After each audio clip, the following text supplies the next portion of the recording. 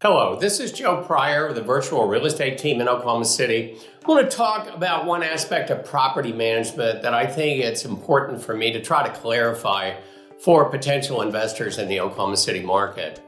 Property management requires typically two fees, not always, but typically two fees among the really outstanding companies.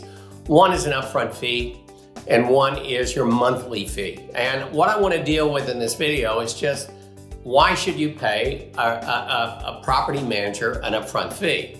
Well, as someone who's owned a property management company myself in the past, I can tell you without an upfront fee, there's a couple of things you're not going to be able to do. One good chance is you're not going to be able to stay in business.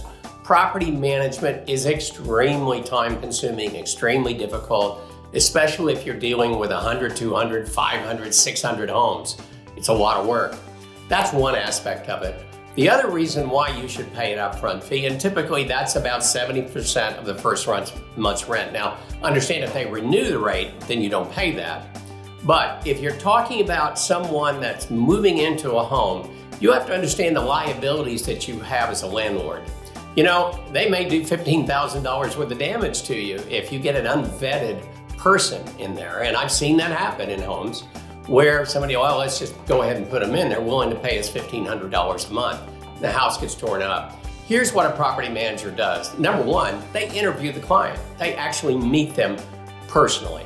They make sure of who is moving into the home, how many dogs or cats or whatever there is, because you need to know that about whether you want that person in there.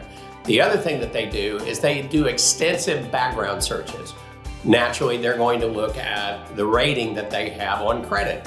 If it shows that they don't pay their bills at all, do you really want that person in your home? Do you want to pay the price of having possibly to evict them or to pay for repairs, because those are not responsible people? Do they have a criminal background? What if they're a pedophile? What if they're a sex offender? Do you want to know about that? Of course you do. And that is something else that the property manager does.